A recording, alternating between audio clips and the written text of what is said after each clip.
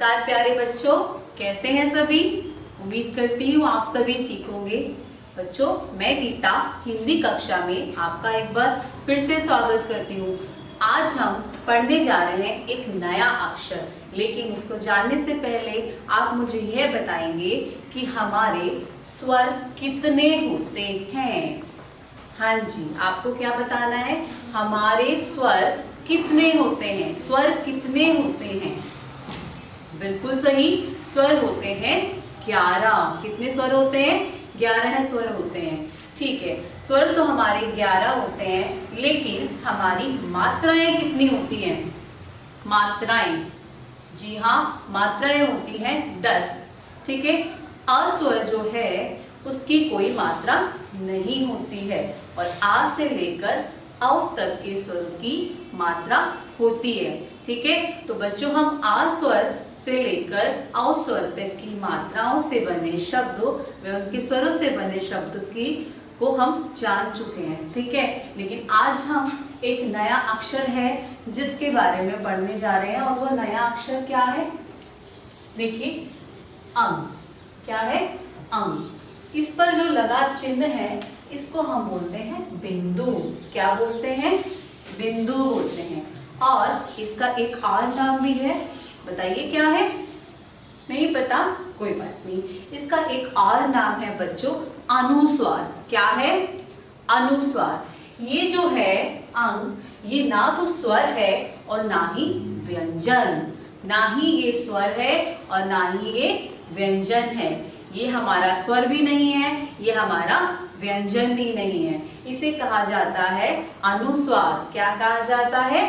अनुस्वार। तो इससे बने कुछ शब्द हम पढ़ते हैं आज। ठीक है, सबसे पहले हम देखेंगे कि ये पिक्चर जो है, ये चित्र जो है किस चीज का है, बताइए। अंगूर। किसका है? अंगूर। और ये देखिए यहाँ पर लिखा है 1 2 3, ये एक साथ मिल जाते हैं, इनको हम क्या बोलते हैं? अंक। क्या बोलते हैं? अंक। आपने देखा इस अंक की जो आवाज निकल रही है, इसका जो उच्चारण किया जा रहा है, वो उसकी साउंड हमें कहां से आ रही है? बताइए, आप बोल के देखिए एक बार। अंग बोली। हाँ, इसकी साउंड हमें नाक से सुनाई दे रही है। कहां से? इसकी जो आवाज निकल रही है, इसका जो उच्चारण निकल रहा है, वो कहां से निकल रहा है? कहां से निकल रहा है? नाक से निकल रहा है। ठीक है, कहां से निकल रहा है? नाक से। तो जब हम इसको बोलते हैं तो बोलते हैं अंग, और हमारे जो नासिका है, हमारी जो नाक है हमारा, इससे इसकी साउंड बाहर निकलती है। ठीक है, तो अब हम इसको कैसे पढ़ेंगे देखते हैं। अंत, अंश, अंग, अंक, अंतर, अंदर, अंजीर, अंकुर। ठीक है, जब हमें ये बोलना है इस अक्षर को, तो हमें इस पे थोड़ा सा जोर देना है। ठीक है, फिर से पढ़ते हैं एक बार। अंत, अंश, अंग, अंक, अंतर, अंदर, अंजीर, अंकुर। ठीक है, ये तो था हमारा अंग अक्षर। इससे हमने कुछ शब्द बनाए। ठीक है, अब हमारे व्यंजन पर लगा है बिंदु, यानी कि अनुस्वार। और अब देखते हैं इससे कुछ शब्द बनाते हैं। तो बनाएंगे मेरे साथ शब्द, बोलेंगे मेरे साथ शब्द। ठीक है, तो तैयार हैं? चलिए फिर से पढ़ते हैं। संग, संत, ठंड, कंठ, चंपा, पंजा, घंटा, खंबा, खंभा, पतंग, चंपक, सुंदर, मंदिर।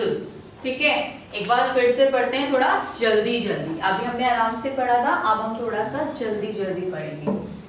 पढ़िए मैम के साथ।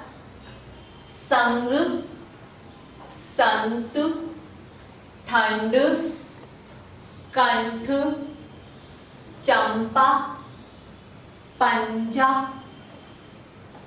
घंटा, खंभा, पतंग, चंपक, सुंदर, मंदिर। आपने देखा कि जब मैंने इन शब्दों को पढ़ा तो मैंने इस अनुस्वार पर जोर दिया, अंग पर जोर दिया ना। तो अगर आपकी मम्मा भी आपको ये पढ़ाती हैं तो आप मम्मा को ये बताइएगा कि मम्मा आप जब शब्द बोलेंगी, श्रुतलेख के लिए शब्द बोलेंगी तो आप इस पर थोड़ा सा जोर देके बोलेंगी, है ना, जिससे कि आपको ये पता चल जाएगा कि ये जो शब्द है ये शब्द हमारे किसका है, अनुस्वार का है। ठीक है। अगर आपसे मैं बोलूं सग, है ना, सग बोलूं और ये जो हमारा बिंदु है नहीं लगाएंगे और हम सग बोलेंगे तो सग सग सीधा लिखेंगे आप। लेकिन जब मैं बोलूंगी संग तो आपको आवाज सुनाई दे रही है नाक से नहीं सुन, आवाज तो कान से ही सुनाई दे रही है, लेकिन जो नाक से आपकी साउंड निकल रही है बाहर की तरफ, वो कौन सी साउंड निकल रही है, अंग की साउंड निकल रही है। ठीक है, अंग की आवाज निकल रही है। और इसको पढ़ते हैं या बोलते हैं तो कैसे बोलते हैं, संग, है ना। आपने देखा ना, कुछ आवाज सी आई आपको, संग। और अगर बोलेंगे सग तो देखो कैसे बोला जा रहा है, आप देखो सत और आप बोलो संत, है ना। आवाज में डिफरेंस पता चल रहा है, एक तो सत बोल रहे हैं और एक बोल रहे हैं संत। ठीक है, तो बेटा बहुत इजी है, लेकिन इसको प्रैक्टिस, अभ्यास करने से आपके लिए ये और इजी बन जाएगा। और प्रैक्टिस इन द सेंस कि आपको इसको रीडिंग बार बार करना है। ठीक है, और रीडिंग करने के साथ साथ आपको रिटन प्रैक्टिस भी करना है। राइट करके देखेंगे, मम्मा को बोलिए कि आप डिक्टेट कीजिए, श्रुतलेख बोलिए और हम इसको राइट करेंगे और आपको प्रैक्टिस में आ जाएगा। फिर आपको कुछ भी प्रॉब्लम नहीं होगी इन वर्णों, इन अक्षर को, इन वर्णों को से बने जितने भी हमारे शब्द हैं उनको लिखने में और उनको पढ़ने में भी। ठीक है, तो बच्चों उम्मीद करती हूँ कि आपको आज का ये जो नया अक्षर था, इससे बने शब्द अच्छे से समझ में आ गए होंगे। और इससे रिलेटेड, इससे संबंधित अगर आपको कोई भी परेशानी है, कुछ समझ नहीं आता है, कोई क्वेरी है, तो आप मुझसे बेझिझक पूछ सकते हैं। अब तक मेरे साथ जुड़े रहने के लिए धन्यवाद।